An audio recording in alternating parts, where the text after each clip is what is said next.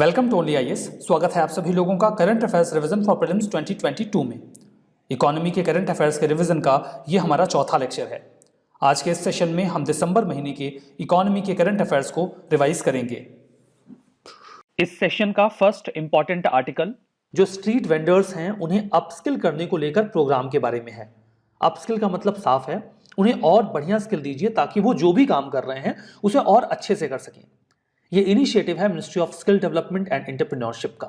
जो प्रोग्राम है उसे जो आरपीएल इनिशिएटिव है या कंपोनेंट है, रिकॉग्निशन ऑफ प्रायर लर्निंग, प्रधानमंत्री कौशल विकास योजना 3.0 का, उसी के तहत पूरे प्रोग्राम को इंप्लीमेंट कर रहे हैं।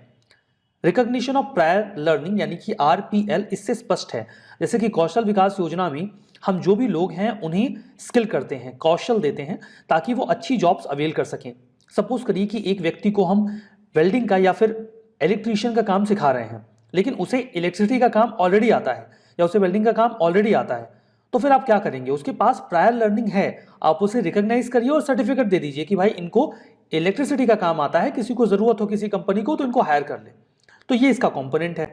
जो इम्प्लीमेंटेशन है उसे टूरिज्म एंड हॉस्पिटैलिटी सेक्टर है स्किल काउंसिल का, वही इसे इंप्लीमेंट कर रहा है। कुछ वर्ड्स तो बोले ही नहीं जाते, हॉस्पिटैलिटी ना।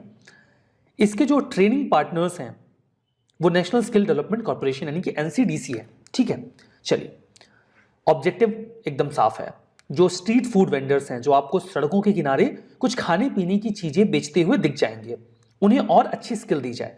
अच्छी स्किल उन्हें मिलेगी तो वो कंज्यूमर्स को अच्छी सर्विसेज दे पाएंगे, उनके पास ज़्यादा अपॉर्चुनिटीज़ होंगी रेवेन्यू जनरेशन की।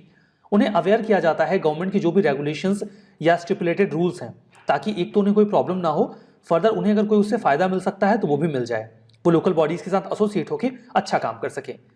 पायलट बेसिस पे या टेस्टिंग बेसिस पे इसे ईस्ट दिल्ली म्यूनिसिपल कॉर्पोरेशन के जो स्ट्रीट वेंडर्स हैं उनमें ट्राई किया जा रहा है कि देखते हैं काम करता है कि नहीं करता है। उन्हें एजुकेट किया जाएगा कि वो जो भी खाने पीने की चीज़ें बेच रहे हैं वो हेल्दी और सेफ हों, सेफ्टी स्टैंडर्ड्स वो फॉलो करें, कोविड-19 के जो प्रिकॉशंस हैं वो भी फॉलो करें। फर्दर जो कम्युनिकेशन टेक्निक है वो कैसे जो उनके कस्टमर्स हैं या फिर जो जिन्हें वो अपना फूड दे रहे हैं उनके साथ कैसे अच्छे से कम्युनिकेट करें कि वो उनके रेगुलर कस्टमर बन जाएं, उनके यहाँ आए चीज़ें लेकर जाएं। कैसे वो अच्छा स्टाफ मैनेज कर सकते हैं। जो न्यू एज स्किल्स हैं जैसे कि डिजिटल लिटरेसी, फाइनेंशियल लिटरेसी, वो भी उन्हें सिखाई जाए ताकि वो अपना सामान ई सेल कर सकें, वो जोमेटो स्विगी के साथ खुद को जोड़कर अपना सामान ऑनलाइन भी दे सकें। तो ये सारी चीज़ें उन्हें सिखाई जाएंगी। फर्दर जो वेंडर्स हैं उन्हें मुद्रा स्कीम के तहत लोन भी दिया जा सकेगा। अभी 4 दिन का ट्रेनिंग प्रोग्राम होगा। इन 4 दिनों में उन्हें 500 पर डे के बेसिस पे पैसे भी दिए जाएंगे ताकि वो और ज़्यादा इंटरेस्ट लेके चीज़ों को सीखें। देखिए कितना बढ़िया इनिशिएटिव है। एक तो उनको सिखाया जाएगा, दूसरा उन्हें पैसे भी दिए जाएंगे ताकि वो इंटरेस्टेड हो। फर्दर मान लीजिए अगर वो सीखते हैं तो उनका उस दिन का थोड़ा कामकाज प्रभावित होगा तो थोड़ा बहुत वो कंपनसेट हो जाए। इंडिया में around 5.5 million street food vendors हैं जो इनफॉर्मल इकोनॉमी का 14% कवर करते हैं। देखिएगा ये ओवरऑल इकोनॉमी की बात नहीं कर रहे हैं, इनफॉर्मल इकोनॉमी की बात कर रहे हैं। इसीलिए उनको स्किल करना हमारी इकोनॉमी के लिए डेफिनेटली फायदेमंद होगा। आगे बढ़ने से पहले एक छोटी सी इन्फॉर्मेशन आप सभी के लिए है कि हमारे पास इस प्रीलिम्स 2022 के लिए कुछ कोर्सेज हैं जो कि आपके एग्जाम पॉइंट ऑफ व्यू से काफ़ी इंपॉर्टेंट हो सकते हैं। सबसे पहले इसमें एक प्रीलिम्स क्रैश कोर्स की बात हो रही है जिसका नाम तेजस है। इसमें आपको 250 प्लस आवर्स के वीडियो लेक्चर्स, इसमें आपके करंट अफेयर्स और स्टैटिक दोनों इंक्लूडेड हैं। काफ़ी सारे टेस्ट, फुल लेंथ और सेक्शनल, और वीकेंड डाउट सेशंस वगैरह सब कुछ हैं इसमें आपको फ्री सीसैट के क्लासेस और उनके टेस्ट सीरीज भी मिलती है। बट स्टिल अगर आप केवल टेस्ट सीरीज में ज्वाइन करना चाहते हो, आपको वीडियो लेक्चर्स नहीं चाहिए, आपका रिवीजन ऑलरेडी चल रहा है अच्छा, तो आप उसके लिए लास्ट माई लीप ज्वाइन कर सकते हो। इसमें आपके 19 सेक्शनल टेस्ट हैं, 5 करंट अफेयर्स के टेस्ट हैं, 15 फुल लेंथ टेस्ट हैं, 4 सीसैट के टेस्ट हैं। इसको ज्वाइन करने के लिए आप dpp.onlyis.in पे ज्वाइन कर सकते हो। एट द सेम टाइम एक सीसैट के लिए प्रोग्राम है जो कि ऐसे स्टूडेंट्स को केटर करता है जिनका सीसैट वीक है। तो सीसैट एक्सपर्ट प्रोग्राम आपके सभी सीसैट के टॉपिक्स को कवर करता है वीडियो लेक्चर्स के फॉर्म में, और छोटे छोटे हैंडआउट्स भी हर लेक्चर के बाद आपको मिलते हैं प्रैक्टिस के लिए, और लास्ट में कुछ फुल लेंथ टेस्ट हैं इसमें। इसके अलावा अगर आप 2023 के लिए प्रिपेयर कर रहे हैं तो आप हमारे प्रारंभ बैच को ज्वाइन कर सकते हैं। इसमें आपको एक फुल फाउंडेशन बैच के तरीके से सारी रिक्वायरमेंट्स यूपीएससी के पॉइंट ऑफ व्यू से फुलफिल की जाती है। इसमें वीडियो लेक्चर्स भी हैं, स्टडी मटेरियल्स भी हैं, टेस्ट सीरीज भी हैं, मेंटोरशिप भी है, इंटरव्यू गाइडेंस भी है, सब कुछ इसमें आपको मिलेगा। अगर आप इस बैच को ज्वाइन करना चाहते हो तो आप video.onlyis.in पे विजिट करो। याद रखना कि तेजस प्रोग्राम के लिए भी आपको video.onlyis.in पर ही विजिट करना है। अगर आपको कोई भी डाउट आता है इन सभी बैचेस से रिलेटेड तो आप हमें सिंपली इस नंबर पर कॉल कर सकते हो या फिर info@onlyis.com पे हमें मेल ड्रॉप भी कर सकते हो। तो चलिए डिस्कशन स्टार्ट करते हैं। हमारा next article national export insurance account के बारे में है। गवर्नमेंट ऑफ इंडिया ने भी फाइनेंशियल एड अप्रूव कर दिया है 2021-22 से 25-26 के लिए, जो नेशनल एक्सपोर्ट इन्वेस्टमेंट ट्रस्ट है उसके लिए। अब ये है क्या, नाम से स्पष्ट है इंश्योरेंस, मतलब ये इंश्योरेंस देता है। किसको देता है? नाम में एक और कीवर्ड है एक्सपोर्ट, मतलब ये एक्सपोर्ट के लिए इंश्योरेंस देता है। देखिए पूरा मामला क्या है।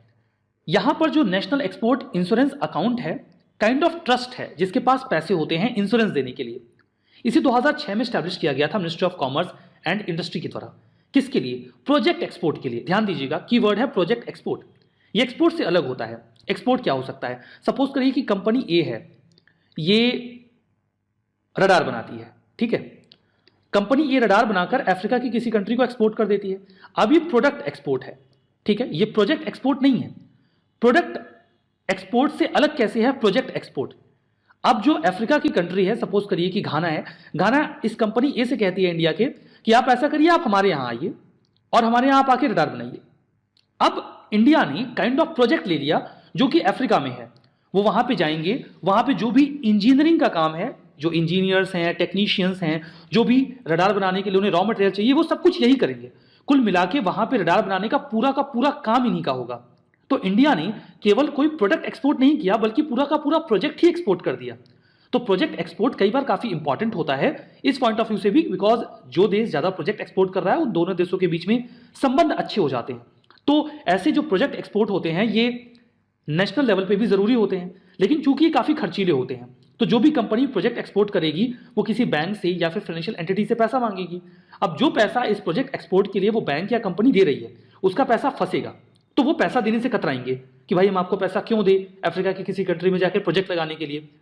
लेकिन चूंकि ये प्रोजेक्ट नेशनल लेवल के लिए भी जरूरी होते हैं, तो सरकार एक इंश्योरेंस अकाउंट बना देती है, उसमें पैसे डाल देती है, कहती है अगर आपका पैसा डूबेगा तो हम दे देंगे, आप ऐसे प्रोजेक्ट एक्सपोर्ट को प्रमोट करिए ताकि हमारे दूसरे देशों के साथ संबंध भी अच्छे हों। आपको समझ में आ गया?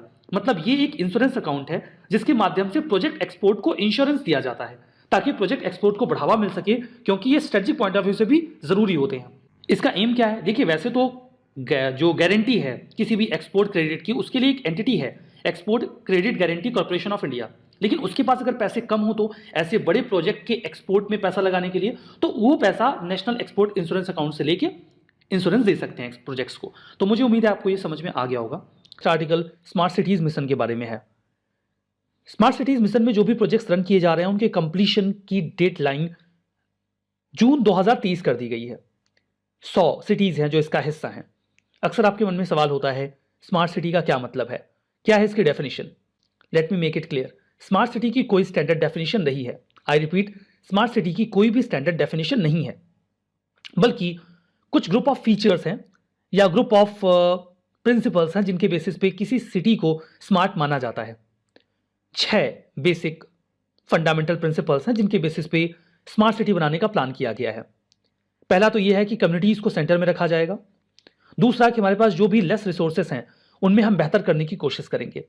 तीसरा कि सिटीज आपस में कोऑपरेट भी करें और एक दूसरे से बेहतर करने की कोशिश करें।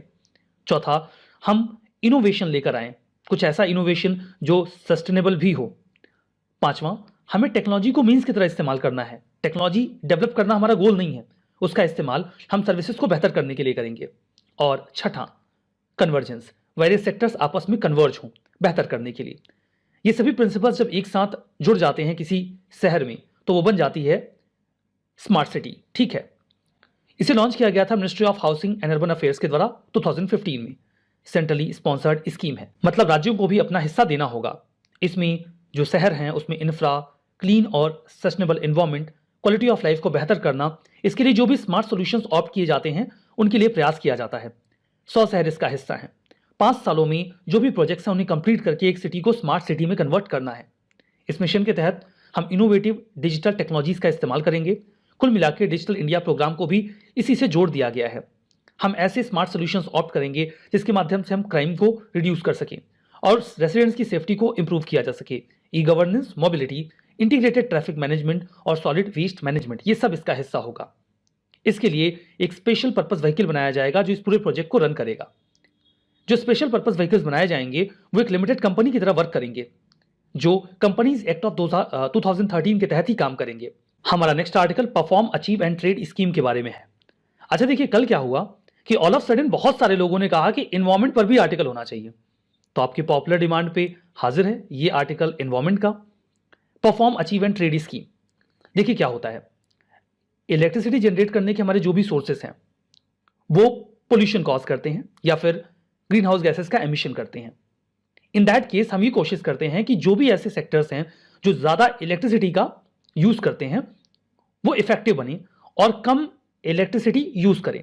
इससे हमारा एनवायरनमेंट साफ रहेगा, सिक्योर रहेगा और ग्रीन हाउस गैसेस का कम एमिशन होगा। इसी उद्देश्य से मिनिस्ट्री ऑफ पावर ने एक स्कीम लॉन्च की थी 2008 में, जिसे नाम दिया गया था perform, achieve and trade scheme. Centre for science and environment ने अभी हाल ही में ये कहा कि जो स्कीम है परफॉर्म, अचीव एंड ट्रेड, ये बढ़िया काम नहीं कर रही है। क्या थी ये स्कीम? देखिए पैट में होता क्या है, ये मार्केट बेस्ड कंप्लायंस मैकेनिज्म है जिसके माध्यम से जो एनर्जी इंटेंसिव इंडस्ट्रीज हैं हम उन्हें एनर्जी इफिशिएंट बनाने की कोशिश करते हैं। ये फ्लैगशिप प्रोग्राम रहा ब्यूरो ऑफ एनर्जी इफिशिएंसी का, national mission for enhanced energy efficiency programme के तहत या मिशन के तहत। एग्जैक्टली इसमें होता क्या है, देखिए जैसे कि मैंने आपसे कहा, वही बात दोहरा रहा हूं, इसमें जो इंडस्ट्रीज ज्यादा एनर्जी कंज्यूम करते हैं उन्हें कॉस्ट इफेक्टिव बनाने की कोशिश की जाती है। करते कैसे हैं ये? सपोज करिए ये कंपनी ए है, इसमें एक ऑफिसर जाएगा जो इस कंपनी का इलेक्ट्रिसिटी ऑडिट करेगा। उन्हें अंदाजा लगा कि इस कंपनी को 100 यूनिट इलेक्ट्रिसिटी की जरूरत है। अगर ये 100 यूनिट इलेक्ट्रिसिटी कंज्यूम करते हैं तो ये इफिशिएंट है, इससे ज्यादा करेंगे तो दिक्कत है। फिर ये कहा जाएगा कि आप 100 यूनिट से ज्यादा इलेक्ट्रिसिटी कंज्यूम नहीं करेंगे। अगर आप इससे कम इलेक्ट्रिसिटी यानी कि 80 यूनिट ही कंज्यूम करते हैं तो आपको मिलेगा एनर्जी सेविंग सर्टिफिकेट 20 यूनिट का, और आप इस 20 यूनिट के सर्टिफिकेट को ऐसी कंपनी को बेच सकते हैं जिसने अपने टारगेट अचीव नहीं किए हैं। सपोज करिए कि कंपनी बी है, उसे भी 100 यूनिट का ही टारगेट मिला है, लेकिन उसने 120 यूनिट एनर्जी कंज्यूम कर ली, तो वो ये 20 यूनिट खरीदें किसी दूसरी कंपनी से, नहीं तो उनके ऊपर पेनल्टी लगेगी एनर्जी कंजर्वेशन एक्ट ऑफ 2001 के तहत। अभी भले ही ये कहा जा रहा है ये जो इनिशिएटिव है, स्कीम है, बढ़िया काम नहीं कर रही है, लेकिन एक टाइम पे इसने बढ़िया परफॉर्म भी किया है। इसके जरिए हमने एनर्जी सेविंग की है 14 million tonne of oil equivalent की, मतलब 14 मिलियन टन ऑयल से जो एनर्जी जनरेट हो सकती है वो हमने बचाई है। इसका रिजल्ट क्या निकला कि हमने 66 मिलियन टन CO2 के एमिशन को रोका, मिटिगेट किया, जिससे हमें ग्लोबल वार्मिंग को कंट्रोल करने में थोड़ी बहुत मदद भी मिली। हमारा next article certification course on home energy audit के बारे में है। ब्यूरो ऑफ एनर्जी इफिशिएंसी ने अभी हाल ही में लॉन्च किया है certification course on home energy audit यानी कि HEA। National energy conservation week 8 से 14 दिसंबर तक उनका जो चल रहा है उसी दौरान इसे लॉन्च किया गया। ब्यूरो ऑफ एनर्जी इफिशिएंसी, नाम से स्पष्ट है ये एनर्जी की इफिशिएंसी के लिए काम करते हैं। और दूसरा महत्वपूर्ण शब्द है होम एनर्जी ऑडिट, इसके लिए एक सर्टिफिकेशन कोर्स होगा। होम एनर्जी ऑडिट क्या होता है? होम एनर्जी ऑडिट का मतलब ये होता है कि हम घरों में जो भी एनर्जी कंजम्पशन हो रहा है वेरियस डिवाइसेस के द्वारा, पंखे, फ्रिज, कूलर, AC या कोई और डिवाइस, हम देखें कि क्या वो अप्रोप्रिएट एनर्जी कंज्यूम कर रहा है या ज़्यादा कर रहा है, क्या इसे बचाया जा सकता है। इसी को कहा जाता है होम एनर्जी ऑडिट। कुछ ऐसे लोगों को तैयार किया जाए जो इस ऑडिट को कर सकते हों, इसी के लिए सर्टिफिकेशन कोर्स बी ने लॉन्च किया है। होम एनर्जी ऑडिट का फ़ायदा ये होगा कि ये जो एनर्जी कंज्यूम की जा रही है घरों में उसकी प्रॉपर अकाउंटिंग कर पाएगा, क्वांटिफिकेशन, वेरिफिकेशन, मॉनिटरिंग और एनालिसिस करेगा। कौन से ऐसे इक्विपमेंट हैं जो ज़्यादा एनर्जी को कंज्यूम कर रहे हैं, क्या उसका कॉस्ट बेनिफिट सही है या नहीं है, इन सभी चीज़ों को संज्ञान में लिया जाएगा। फर्दर क्या फीचर्स रहे HEA इनिशिएटिव के? ये प्रोफेशनल्स का एक पूल क्रिएट करेगा जिनके पास क्षमता होगी कि वो एनर्जी ऑडिट कर सकेंगे घरों में और कंज्यूमर्स की नीड को समझकर उन्हें एडवाइस कर पाएंगे। दूसरा, जो डोमेस्टिक कंज्यूमर्स हैं जो घरों में बिजली को खर्च करते हैं वो अपना होम एनर्जी ऑडिट करवा पाएंगे वेरियस जो स्टेट डेजिग्नेटेड एजेंसीज हैं उनकी द्वारा, जो सर्टिफाइड होम एनर्जी ऑडिटर्स अपने पास रखेंगे। तीसरा होगा कि लोगों को अवेयर किया जाए, स्पेसिफिकली यहाँ पे अवेयर करने की बात की जा रही है जो स्टूडेंट्स एनर्जी इंजीनियरिंग या डिप्लोमा कर रहे हैं, क्या आप सर्टिफिकेशन कोर्स करके इस नए सेगमेंट में एंट्री कर सकते हैं जहां पर आप होम एनर्जी को ऑडिट कर सकते हैं। HEA इनिशिएटिव का सिग्निफिकेंस क्या रहेगा? ये इनिशिएटिव इंक्रीज करेगा यंगस्टर्स में एम्प्लॉयबिलिटी को। एम्प्लॉयमेंट उन्हें मिलेगा कि नहीं अगर वो होम एनर्जी को ऑडिट करेंगे तो। फर्दर क्लाइमेट चेंज मिटिगेशन और सस्टेनेबिलिटी में भी इससे हमें मदद मिलेगी। अन्य प्रोजेक्ट के बारे में है। लगभग 1 लाख लोगों ने या फिर उससे ज्यादा लोगों ने अभी हाल ही में डायरेक्टली अपने बैंक अकाउंट्स में पेंशन्स अवेल की संपन्न प्रोजेक्ट के माध्यम से। संपन्न का यहां पर फुल फॉर्म है system for accounting and management of pension. देखिए, संपन्न इस प्रोजेक्ट की शुरुआत 2018 में की गई थी। किसने की थी? CGCA ने। फुल फॉर्म है controller general of communication account. I repeat, संपन्न प्रोजेक्ट को 2018 में स्टार्ट किया गया था CGCA के द्वारा, यानी कि controller general of communication account के द्वारा। ये जो अकाउंट है या फिर ये पूरी जो बॉडी है, ये डिपार्टमेंट ऑफ टेलीकम्युनिकेशन के तहत वर्क करती है। पर्पस क्या था इसका? इसका पर्पस था कि सीमलेस ऑनलाइन पेंशन की प्रोसेसिंग की जाए, लोगों को आसानी से उनकी पेंशन मिल जाए उनके अकाउंट में ही। जो भी डिपार्टमेंट ऑफ टेलीकम्युनिकेशन के पेंशनर्स हैं, देश भर के सभी पेंशनर्स की बात अभी नहीं की जा रही है। सो इस प्रोजेक्ट के माध्यम से पेंशन सीधे क्रेडिट हो जाएगी उन पेंशनर्स के बैंक अकाउंट में जो डिपार्टमेंट ऑफ टेलीकम्युनिकेशन का हिस्सा है। फर्दर इससे पेंशन के केसेस आसानी से सेटल हो जाएंगे, जो रिकंसिलिएशन या ऑडिटिंग है वो आसानी से हो पाएगी और अकाउंटिंग में कैलकुलेशन में भी मदद मिलेगी। क्या फीचर्स हैं इस प्रोजेक्ट के? पहला तो यही है सिंपल कि सीधा सीधा जो पेंशन है वो लोगों के अकाउंट में पहुंच जाएगी। दूसरा, एक सिंगल विंडो सिस्टम की तरह ये वर्क करेगा जहां पर जो भी कंप्लेंट्स किसी भी पेंशनर की हैं उन्हें एड्रेस किया जा सकेगा। तीसरा, हर पेंशनर को उसकी की इंफॉर्मेशन पेमेंट हिस्ट्री के साथ आसानी से मिल जाएगी, जहां पर उसके पास लॉगिन ऑप्शन भी होगा, वो लॉगिन करके अपनी डिटेल्स देख पाएंगे। चौथा, वो पेंशन के स्टेटस को ट्रैक कर पाएंगे, उन्हें पता होगा उनकी पेंशन आई है नहीं आई है, कितनी आ चुकी है। इससे ट्रांसपेरेंसी बनी रहेगी और अकाउंटेबिलिटी भी इंश्योर होगी। फर्दर, अगर उन्हें कोई दिक्कत है, कोई ग्रीवांस है, तो वो ऑनलाइन अपना ग्रीवांस रख सकते हैं और SMS अलर्ट के माध्यम से उन्हें बाकी की जानकारी मिल जाएगी। तो ये तो इसके इंपॉर्टेंट फीचर्स रहे। हमारा नेक्स्ट आर्टिकल आत्मनिर्भर हस्तशिल्पकार स्कीम के बारे में है। हस्तशिल्पकार मतलब हैंडीक्राफ्ट इंडस्ट्री में जो भी लोग इन्वॉल्व हैं उन्हें आत्मनिर्भर बनाया जाए। हथकरघा उद्योग। तो आत्मनिर्भर हस्तशिल्पकार स्कीम, जिसे अभी हाल ही में अनाउंस किया गया है नॉर्थ ईस्टर्न रीजन के लिए, ministry of development of north eastern region के तहत इसे लॉन्च किया गया नेडफी के द्वारा, यानी कि north eastern development finance corporation limited, जो फंडिंग करता है नॉर्थ ईस्टर्न डेवलपमेंट के जो भी प्रोजेक्ट्स हैं उनके लिए। इसका उद्देश्य होगा कि नॉर्थ ईस्टर्न रीजन के जो भी आर्टिशंस हैं उन्हें फाइनेंशियल हेल्प दी जाए, उन्हें टर्म लोन दिए जाएं, जिसके माध्यम से अगर वो कोई एक्सपेंशन करना चाहते हैं, अपनी जो भी सेटिंग है उसका मॉडर्नाइजेशन करना चाहते हैं, कोई और एक्टिविटी जिससे उनका काम थोड़ा और बढ़ सके, तो उसके लिए उन्हें मदद दे दी जाए। इसमें जो भी लोन दिया जाएगा किसी प्रकार का कोलैटरल नहीं मांगा जाएगा, कोलैटरल फ्री लोन होगा और जो इंटरेस्ट रेट उन्हें देना होगा उस पर भी उन्हें सब्सिडी मिल जाएगी, जिसे उन्हें रीपे करना होगा विद इन 24 मंथ। अगर वो टाइमली अपने सारे जो इंटरेस्ट हैं उनको पे करते हैं तो उन्हें 1% का इंसेंटिव मिल जाएगा, यानी कि एंड ऑफ द टाइम उनका जो भी ब्याज दिया है उन्होंने उसका 1% वापस मिल जाएगा। अभी 17 आर्टिशंस को 1 लाख पर आर्टिशन क्रेडिट असिस्टेंस दिया भी गया। कौन होगा इसके लिए एलिजिबल? कोई भी रजिस्टर्ड, अनरजिस्टर्ड आर्टिशन, इंडिविजुअल कोई भी लोन ले सकता है। उसके पास वैलिड क्वालिफिकेशन होनी चाहिए कि वो कोई आर्ट फॉर्म प्रैक्टिस करता है जो कि हथकरघा से संबंधित है। उनके पास कोई एग्जिस्टिंग लोन नहीं होना चाहिए जो उन्होंने चुकाया ना हो, एंड ऑब्वियसली एक बैंक अकाउंट तो होना ही चाहिए।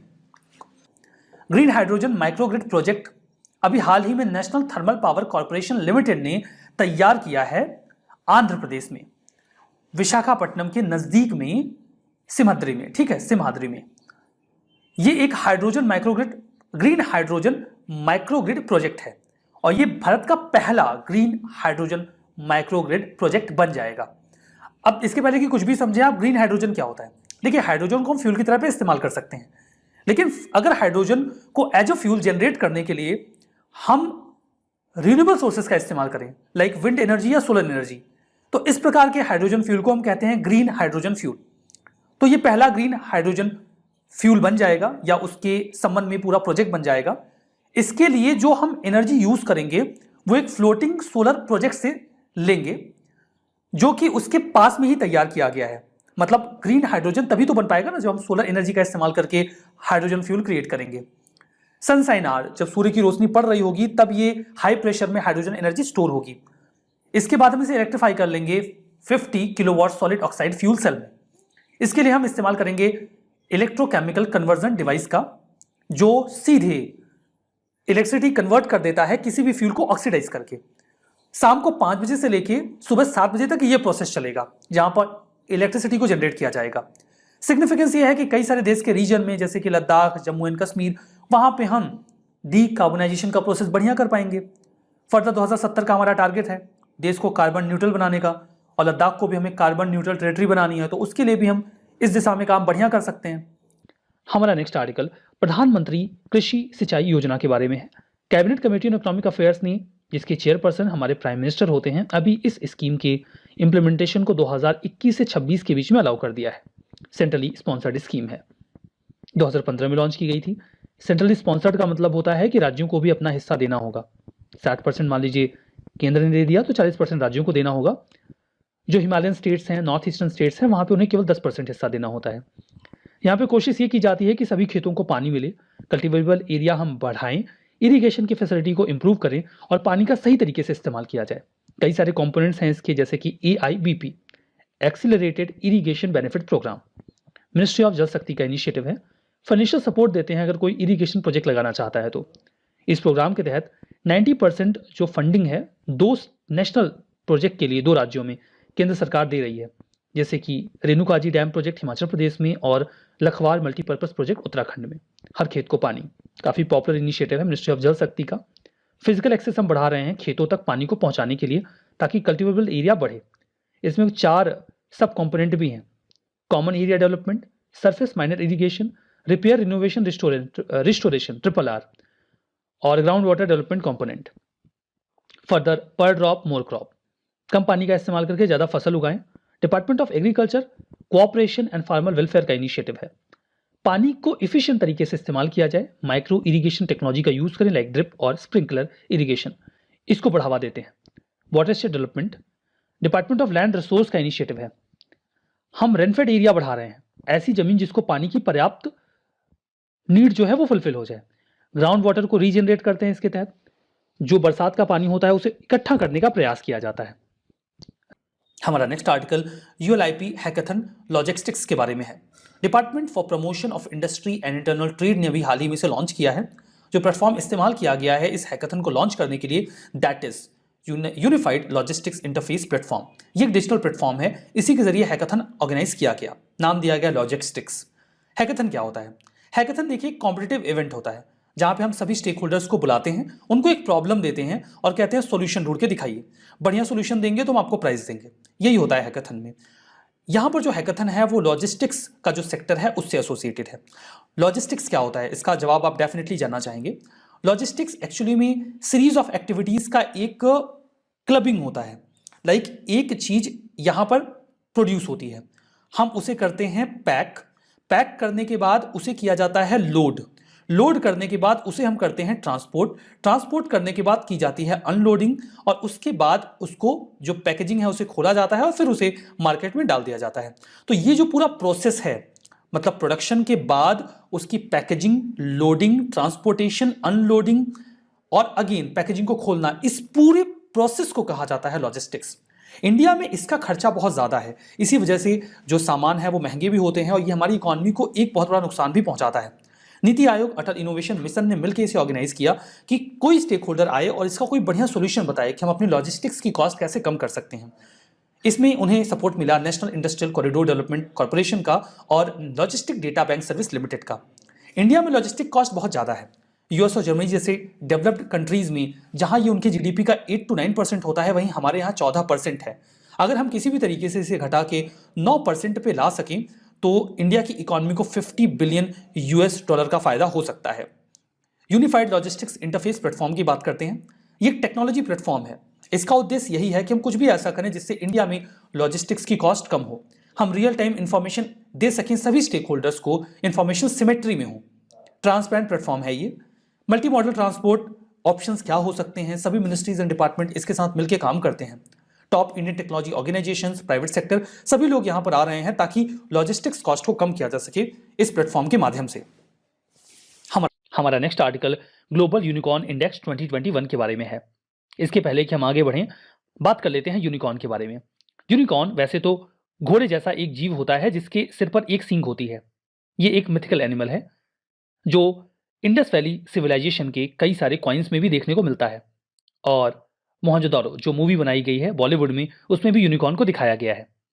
लेकिन अगर हम इकोनॉमिक पर्सपेक्टिव से आते हैं तो यूनिकॉर्न का मतलब एक स्टार्टअप से है। एक ऐसा स्टार्टअप जिसने बहुत अच्छी ग्रोथ अचीव की, ऐसी ग्रोथ जो रेयर हो। लाइक यूनिकॉर्न रेयर होते हैं, मिलते नहीं है, दिखते नहीं है। इवन मिथिकल एनिमल है तो ओरिजिनली दिखे उसकी तो संभावना नहीं है। जो हमारे पास आर्टिफैक्ट्स हैं उसमें भी कमी देखने को मिलता है। तो ऐसा कोई स्टार्टअप जिसने बहुत अच्छी ग्रोथ अचीव की हो, ऐसे बहुत कम ही होते हैं। तो भारत में ऐसे कौन से स्टार्टअप हैं? यूनिकॉर्न का टैग अचीव करने के लिए जरूरी है कि उस स्टार्टअप की जो नेटवर्थ है वो 1000 करोड़ के ऊपर हो। 1000 करोड़ डॉलर की हम बात कर रहे हैं, यानी कि 1 बिलियन डॉलर। इसके ऊपर जब उसकी नेटवर्थ होगी तब उसे यूनिकॉर्न का दर्जा दिया जाएगा। इस साल एक सिंगल ईयर में इंडिया ने 33 यूनिकॉर्न ऐड किए हैं अपनी इकोनॉमी में। इसके पहले हम चौथे स्थान पे हुआ करते थे और यूके हुआ करता था तीसरे स्थान पे। हमने उसे रिप्लेस कर दिया और अब हम आ गए हैं थर्ड प्लेस पे, जिनके पास सबसे ज्यादा नंबर में यूनिकॉर्न्स हैं। यानी कि ऐसे स्टार्टअप्स हैं जिन्होंने बहुत अच्छी ग्रोथ की और अपनी नेटवर्थ को 1 बिलियन डॉलर के ऊपर पहुंचाया। इसका जो इंडेक्स है उसे रिलीज किया जाता है हुरून रिसर्च इंस्टीट्यूट के द्वारा। इसको फाउंड किया गया था, मतलब इस रैंकिंग की शुरुआत सन 2000 में की गई थी। एटलीस्ट 1 बिलियन डॉलर जिसकी नेटवर्थ हो जाती है, जो पब्लिक एक्सचेंज में लिस्टेड भी ना हो, उन्हें दर्जा दिया जाता है ग्लोबल यूनिकॉर्न का। यूनिकॉर्न ये टर्म है जो किसी भी ऐसे स्टार्टअप के लिए यूज किया जाता है जिसकी वैल्यू 1 बिलियन डॉलर के ऊपर हो। ये बात मैंने बार बार दोहरा दी, बार बार आ भी गई है। निकल के आया कि इंडिया के पास नाउ टोटल 54 यूनिकॉर्न्स हैं। इसके बाद इंडिया तीसरा दुनिया का ऐसा देश है जिसके पास इतनी बड़ी संख्या में यूनिकॉर्न्स हैं। यद्यपि हमारे ऊपर जो कंट्रीज हैं लाइक चाइना और यूएस, उनके पास ये संख्या बहुत ही ज्यादा है, वो हमसे अभी भी बहुत आगे हैं। इंडिया ने एक साल में 33 यूनिकॉर्न ऐड किए, तब जाके हम यूके को ओवरटेक कर पाए।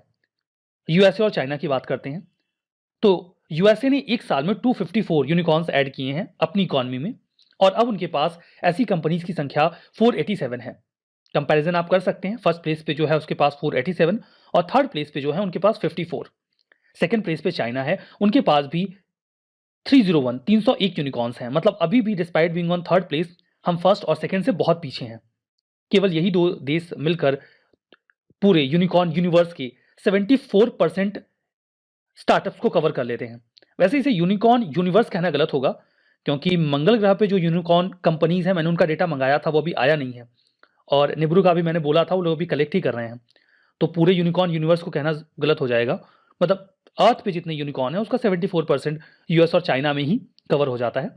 जब मंगल का और बाकी ग्रहों का डेटा आ जाएगा तब हम देखेंगे कि वहां पर कितने हैं। ठीक है, हमारा नेक्स्ट आर्टिकल ESG फंड्स के बारे में है। वैसे तो ESG फंड्स के बारे में बहुत सारी बातें हमें डिस्कस करनी है। कॉन्टेक्स्ट ये है कि ESG फंड का जो एसेट साइज है वो पिछले कुछ सालों में बहुत तेजी से बढ़ा है, लगभग 5 गुना बढ़ चुका है, और अब इसका टोटल वैल्यूएशन 12,300 करोड़ हो चुका है। ESG फंड के बारे में बहुत सारा बवाल हमें डिस्कस करना है। उसके पहले आसान भाषा में बताता हूं। जब आपके पास पैसे एक्सेस होंगे तो आप इन्वेस्ट करना चाहेंगे। कहां इन्वेस्ट करना चाहेंगे? जहां से आपको ज्यादा रिटर्न मिले, ज्यादा फायदा मिले। लेकिन सिर्फ इस बात को ध्यान में रखना कि आप पैसा वहां लगाएं जहां से आपको ज्यादा फायदा मिले, ये गलत होगा। आपको कुछ और बातों का ध्यान रखना होगा जब भी आप कहीं पैसा लगा रहे हो। जैसे कि जिस कंपनी में आप पैसा लगा रहे हैं वो इन्वायरमेंट को एक्सेसिवली हार्म तो नहीं करता। दूसरा, कहीं वो समाज के लिए कुछ ऐसा तो नहीं करता जो नुकसानदेह है। या तीसरा, कहीं वो अपने एम्प्लॉयज को एक्सप्लॉइट तो नहीं करता। अगर कोई कंपनी ऐसे काम करती है तो आप उस कंपनी में अपना पैसा नहीं लगाते हैं। फर्दर, अगर आपको यह पता चले कि कोई कंपनी है जो इन्वायरमेंट का बड़ा ख्याल रखती है, समाज के प्रति अपनी जिम्मेदारियों को निभाती है और अपने एम्प्लॉयज का भी ख्याल रखती है, उनका एक्सप्लॉइटेशन नहीं करती, ऐसी कंपनी में आपको पैसे ज्यादा लगाने चाहिए। म्यूचुअल फंड, जब आप वहां पे अपना पैसा देते हैं तो म्यूचुअल फंड वाले आपके पैसे को ऐसी कंपनीज में लगाते हैं जहां से उन्हें ज्यादा रिटर्न मिले। वैसे ही एक और फंड है जिसे कहा जाता है ESG फंड। इसमें E का मतलब है इन्वायरमेंटल एम्पैथी, S से मतलब है सोशल रिस्पॉन्सिबिलिटी और G का मतलब है कॉर्पोरेट गवर्नेंस। जो ईएसजी में फंड में आप पैसा डालेंगे वो आपका पैसा ऐसी जगहों पे तो लगाएंगे जहां पर फायदा मिलता हो, लेकिन उनकी प्रायोरिटी इस बात पर होगी, उस कंपनी पर होगी जो एनवायरमेंट को कम नुकसान पहुंचाती हो, समाज के प्रति जिम्मेदारी को निभाती हो और उनका कॉर्पोरेट गवर्नेंस अच्छा हो। उसके बाद वो इस बात का ध्यान रखेंगे कि वो कंपनी प्रॉफिट मेकिंग भी हो। अगर सभी लोग ऐसी कंपनीज में पैसा लगाना स्टार्ट कर देंगे तो ये कंपनीज बाध्य हो जाएंगी कि वो अपनी प्रैक्टिसेस को अच्छा बनाए ताकि उन्हें ज्यादा इन्वेस्टमेंट मिले। तो आपको समझ में आ गया कि ESG kind of mutual fund है, जहां पर केवल इस बात को ध्यान में रख के पैसे नहीं लगाए जाते कि फायदा मिलेगा कि नहीं, बल्कि इन सब बातों को भी ध्यान में रखकर पैसे इन्वेस्ट किए जाते हैं। देखिए, जब भी इन्वेस्टमेंट के लिए स्टॉक सेलेक्ट किए जाते हैं तो ईएसजी फंड ऐसी कंपनीज को शॉर्टलिस्ट करता है जो इन्वायरमेंटली बढ़िया हो, सोशल रिस्पॉन्सिबिलिटी निभाती हो, उनका कॉर्पोरेट गवर्नेंस अच्छा हो, मतलब उनकी प्रैक्टिसेस इन्वायरमेंट फ्रेंडली हो, वो अपने बिजनेस में एथिकल हो और उनके एम्प्लॉयज का एक्सप्लॉयटेशन ना हो, एम्प्लॉय फ्रेंडली उनका रिकॉर्ड हो। ये जो फंड है इसे रेगुलेट किया जाएगा सेबी के द्वारा, securities and exchange board of India के द्वारा।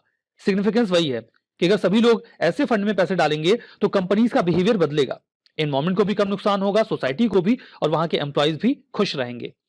हमारा नेक्स्ट आर्टिकल टोकनाइजेशन के बारे में है। अभी हाल ही में आरबीआई ने टोकनाइजेशन की टाइम लाइन क्रेडिट और debit card data storage norms में इंप्लीमेंट करने को लेकर थोड़ा और टाइम दे दिया है। 6 महीने का एक्सटेंशन दिया गया है कार्ड ऑन फाइल टोकनाइजेशन के लिए।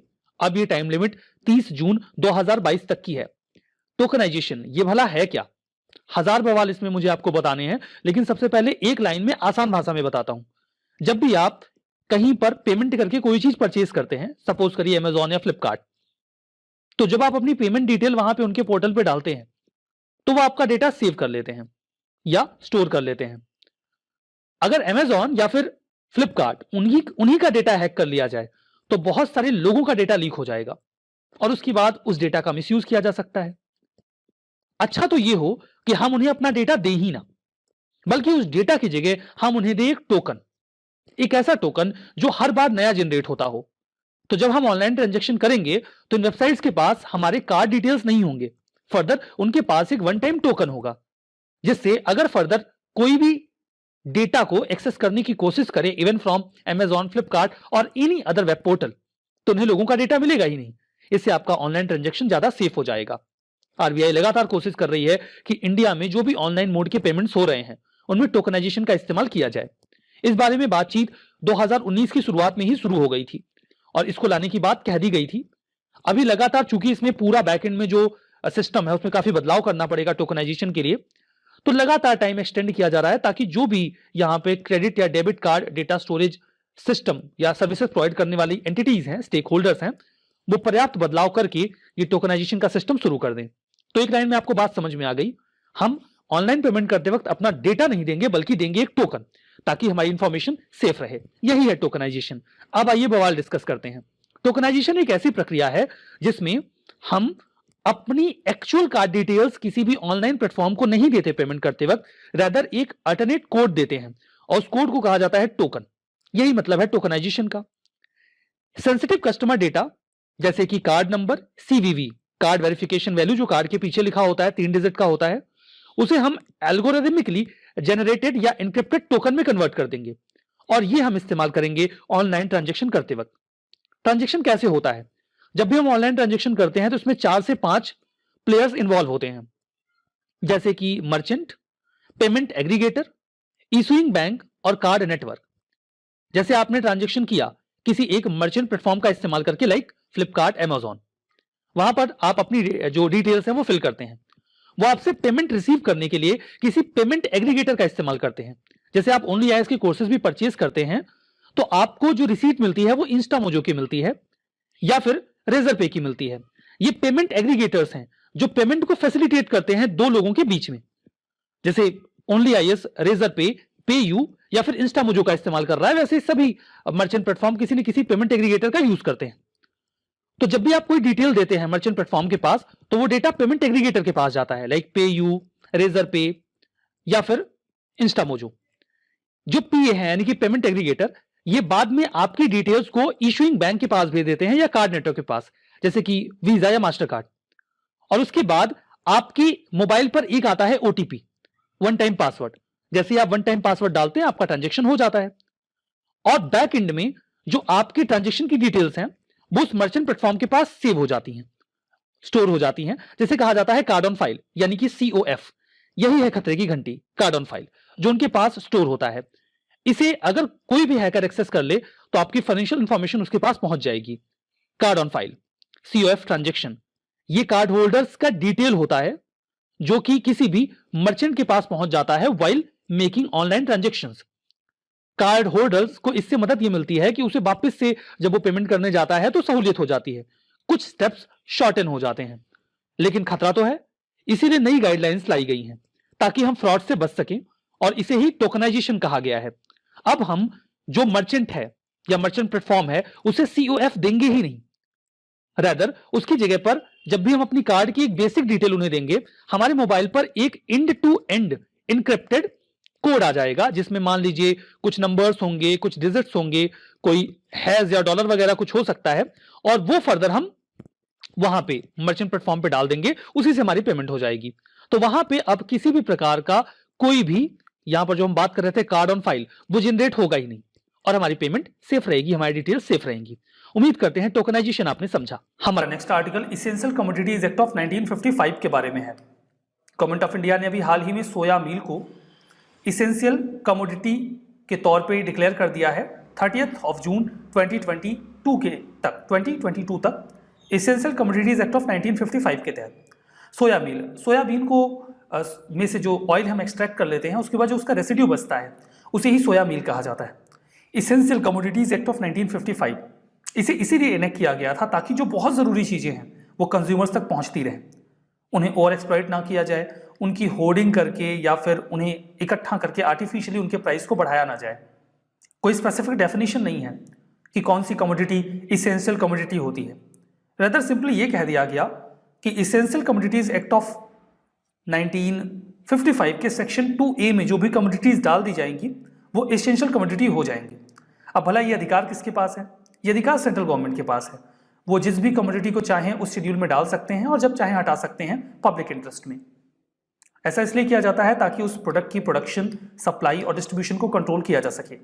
सोया मील बाई प्रोडक्ट है सोयाबीन ऑयल के एक्सट्रैक्शन के बाद, जिसका इस्तेमाल एनिमल फीड के तौर पे भी किया जाता है और हम खुद भी इस्तेमाल करते हैं। एक बहुत ही रिच सोर्स होता है प्रोटीन का, ह्यूमन कंजम्पशन में भी इस्तेमाल किया जाता है, सब्जियां बनाई जाती हैं इसकी। जो इम्पैक्ट है सोया मील को अगर एसेंशियल कमोडिटीज में डालते हैं तो क्या होगा? इससे अनफेयर प्रैक्टिसेस रुकेंगी, जैसे कि होर्डिंग करना या ब्लैक मार्केटिंग करना।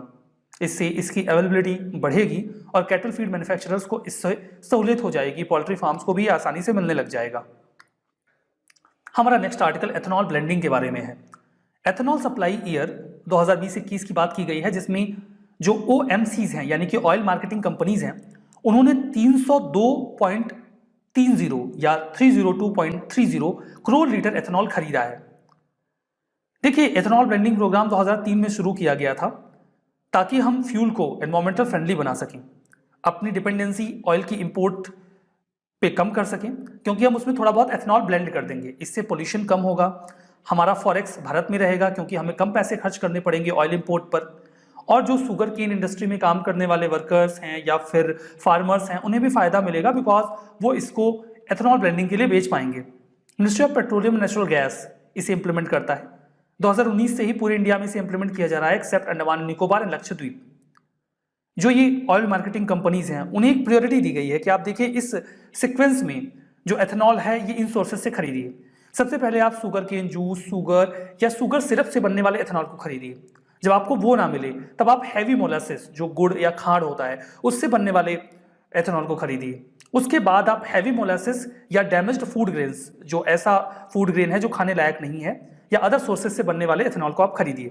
इससे जब उनकी नीड पूरी नहीं हो पा रही थी तब उन्हें अलाउ किया गया कि आप फूड कॉर्पोरेशन ऑफ इंडिया से मेज और राइस भी ले सकते हैं एथेनॉल तैयार करने के लिए। अभी तो देखिए एथेनॉल ब्लेंडिंग 8.5% की हो पा रही है, हालांकि 2022 तक का टारगेट 10% ब्लेंडिंग का है और 2030 तक हमें 20% ब्लेंडिंग करनी है पेट्रोल में एथेनॉल की। हमारा नेक्स्ट आर्टिकल सॉइल रिपोर्ट 2021 के बारे में है। नाम भले ही इसका सॉइल रिपोर्ट है, यहाँ मिट्टी का कोई काम नहीं है। इसका फुल फॉर्म है state of India's livelihood report. State का मतलब यहाँ पर राज्य नहीं है, स्टेट का मतलब होता है स्थिति या दशा, सिचुएशन। तो इंडिया में रहने वाले लोगों की लाइवलीहुड यानी कि आजीविका की स्थिति क्या है, स्टेट क्या है, उसकी ये रिपोर्ट है। आजीविका मतलब उनके पास पर्याप्त जीवन यापन करने के साधन हैं या नहीं, ये उसी की एक एनुअल रिपोर्ट है जिसे रिलीज किया जाता है एक्सेस डेवलपमेंट सर्विसेज के द्वारा। यहां पर देखिए कुछ बातों पर फोकस किया जाता है, जैसे गवर्नमेंट के द्वारा ऐसे कौन से पॉलिसीज एंड प्रोग्राम्स तैयार किए जा रहे हैं जिससे लोगों की आजीविका के साधन बढ़े। फर्दर गरीब लोगों के लिए क्या अपॉर्चुनिटीज अवेलेबल हैं, प्राइवेट सेक्टर और सिविल सोसाइटी ऑर्गेनाइजेशंस क्या रोल प्ले कर रहे हैं लोगों की लाइवलीहुड को बेहतर करने के लिए, इस बात को भी संज्ञान में लिया जाता है। और वेरियस सेक्टर्स का क्या एनवायरनमेंट है, उनके ट्रेंड को भी एनालाइज करने की कोशिश की जाती है। इस बार जो फोकस रहा इस रिपोर्ट का वो फार्मर प्रोड्यूसर ऑर्गेनाइजेशन पे रहा, सिर्फ इसी पर इसका फोकस इस बार रहा। अगर ओनली करके ये स्टेटमेंट आ जाए कि state of India livelihood report 2021 ने केवल फार्मर प्रोड्यूसर कंपनीज पर फोकस किया, तो ये ओनली के चक्कर में आप गलत मत करिएगा, ये सही बात है। इसके पहले कि इसके बारे में मैं आपको कुछ भी बताऊं, मुझे बताना होगा कि फार्मर प्रोड्यूसर कंपनीज क्या होती हैं, एफपीसीज। देखिए होता यह है कि अगर कई सारे छोटे छोटे किसान हैं जिनके पास 1 एकड़ 2 एकड़ जमीन है और वो अलग अलग फार्मिंग कर रहे हैं, तो कई तरीके के नुकसान होते हैं, जैसे कि उनकी इनपुट कॉस्ट ज़्यादा आती है, उन्हें आसानी से लोन नहीं मिल पाएगा, क्रेडिट नहीं मिल पाएगा, वो बड़ी मशीनरी इस्तेमाल नहीं कर सकते क्योंकि उनके पास इतने रिसोर्स नहीं होंगे। फर्दर पोस्ट हार्वेस्ट के बाद उन्हें अपनी फसलों के अच्छे दाम नहीं मिलेंगे बिकॉज उनके पास कम फसल होगी और वो बार्गेन नहीं कर पाएंगे। वहीं अगर ये सारे फार्मर्स इकट्ठा हो जाएं और एक साथ फार्मिंग करना स्टार्ट कर दें और खुद को एक कंपनी की तरह रजिस्टर कर लें, तो इसके फायदा ये होगा कि अब ये इकट्ठा सभी लोगों के लिए बैंक से क्रेडिट ले सकते हैं, बड़ी मशीनरी खरीद सकते हैं, फर्टिलाइजर इकट्ठा ला सकते हैं और एक साथ अपनी फसलों को बेच भी सकते हैं जिससे इन्हें अच्छे दाम भी मिल जाएंगे। तो ये जब कई सारे फार्मर्स एक साथ इकट्ठा होके एक कंपनी की तरह काम करने लगते हैं और एक साथ खेती करते हैं तो उससे उन्हें कई तरीके के फायदे होते हैं और इसी प्रकार के एसोसिएशन को फार्मर प्रोड्यूसर कंपनी या फार्मर प्रोड्यूसर ऑर्गेनाइजेशन कहा जाता है। आप इसे एफपीसी एफपीओ दोनों बोल सकते हैं। तो इस फाइंडिंग में एफपीओ समझ में आ गया ना, क्योंकि बाकी के पॉइंट्स उसी पे हैं, अगर ये नहीं समझेंगे तो बाकी वाला समझ में नहीं आएगा। तो फाइंडिंग्स में ये मिला कि पिछले 7 सालों में महज 1 से 5% जो एफपीओ हैं फार्मर प्रोड्यूसर ऑर्गेनाइजेशन, उन्हें फंडिंग मिल पा रही है सेंट्रल गवर्नमेंट की स्कीम के तहत। मतलब वैसे तो बहुत सारे एफपीओ बनाए गए हैं लेकिन उन्हें फंडिंग अभी भी नहीं मिल पा रही है, तो मतलब दिक्कत है। दूसरा, केवल 5% रजिस्टर्ड एफपीओज ऐसे हैं जो इक्विटी ग्रांट स्कीम या क्रेडिट गारंटी स्कीम जो सरकार की है उसके तहत ग्रांट ले पा रहे हैं। एक बात और देखी गई है कि जो एफपीओज कंपनीज एक्ट के तहत रजिस्टर्ड हैं उनकी संख्या ज़्यादा है, बहुत ज़्यादा है कंपैरिजन टू ऐसे एफपीओज जो कोऑपरेटिव सोसाइटी के तहत रजिस्टर्ड हैं। मतलब लोग खुद को एक कंपनी बनाने में ज़्यादा इंटरेस्ट ले रहे हैं। ये सारी बातें सॉइल रिपोर्ट के बारे में। दोस्तों, जैसा कि आप सभी को पता है कि 2016 में गवर्नमेंट ने 500 और 1000 रुपए के नोटों को बैन कर दिया था। इस बात को अब लगभग 5 साल हो चुके हैं। ये 8 नवंबर 2016 को हुआ था जब आपने देखा था कि एकदम से इकोनॉमी में लिक्विडिटी कम हो गई थी। ऐसा होने के पीछे कारण ये था कि इंडिया में 500 और 1000 रुपए के नोट बहुत ज्यादा मात्रा में चलते थे। अब डीमोनेटाइजेशन होता क्या है, पहले इसे समझ लेते हैं। देखिए, जब भी आप किसी करेंसी नोट के लीगल स्टेटस को रिमूव कर देते हैं उसे कहते हैं डीमोनेटाइजेशन। अब आपको समझना चाहिए कि कैश इकोनॉमी क्या होती है और उसके बाद हम समझेंगे कि इंडिया में कैश इकोनॉमी इतनी ज्यादा प्रेफर क्यों की जाती है। देखिए, कैश इकोनॉमी वो होती है जहां पर इकोनॉमिक सिस्टम के अंदर आप फाइनेंशियल ट्रांजैक्शन को कैश के फॉर्म में करते हैं, जैसे करेंसी नोट्स के फॉर्म में या कॉइन्स के फॉर्म में। आप यहाँ पे क्रेडिट कार्ड और डेबिट कार्ड्स का कम इस्तेमाल करते हैं या bank transfer, bank to bank transfer कम होते हैं यहाँ पे। अब इससे फायदा क्या होता है? देखिए, लोग इसे इसलिए प्रेफर करते हैं क्योंकि जो जैसे बूढ़े लोग होते हैं या पुअर लोग होते हैं उनको इसमें ट्रेड करना थोड़ा इजी लगता है।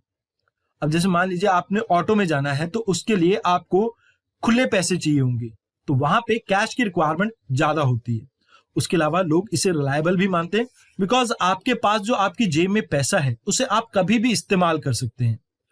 उसके अलावा जैसा कि आप सभी जानते हैं कि भारत में इनफॉर्मल सेक्टर बहुत बड़ा है, तो वहां पे भी कैश इकोनॉमी को फॉलो किया जाता है। मतलब पेमेंट जो होती है कैश के फॉर्म में होती है। फॉर एग्जाम्पल, आप अपना एक घर बनवा रहे हैं, उस घर के अंदर जो मजदूर दिहाड़ी पे आप जिससे काम करवा रहे हैं उसको भी आप कैश के फॉर्म में ही पैसा देते हैं। इसके अलावा यहाँ पे किसी भी थर्ड पार्टी का इन्वॉल्वमेंट नहीं रहता है। मान लीजिए जब आप बैंक से ट्रांसफर करते हैं अपने पैसे को एक पर्सन से दूसरे पर्सन की तरफ, जैसे मान लीजिए ए है ये और बी, तो बीच में आपका बैंक आता है, ये आपकी ट्रांजेक्शन में हेल्प करता है। तो यहां पर किसी भी तरह का बैंक की इन्वॉल्वमेंट या थर्ड पार्टी की इन्वॉल्वमेंट नहीं होती, तो इस वजह से कैश इकोनॉमी को ज्यादा प्रेफर किया जाता है। और साथ ही साथ मान लीजिए इंटरनेट की कोई प्रॉब्लम हो या इलेक्ट्रिसिटी की कोई प्रॉब्लम हो, तो वो भी इन कैश इकोनॉमी में देखने को नहीं मिलती है। और इसके अलावा आप सभी लोगों को कोई एक्स्ट्रा चार्ज भी देना नहीं पड़ता है। अब कैश इकोनॉमी का एक फायदा ये भी है कि आपका राइट टू प्रिवेसी जो है वो मेंटेन रहता है। अब ऐसा कहने के पीछे कारण ये है कि आप अपने पैसे को किसी तरह से भी आप यूज कर सकते हैं, इसके ऊपर कोई निगरानी नहीं कर सकता इजीली। तो इस वजह से भी लोग कैश इकोनॉमी को प्रेफर करते हैं। आइए अब चलते हैं अगले आर्टिकल पे। यहां पे बात की गई है सस्टेनेबल बिजनेस प्रैक्टिसेस के बारे में।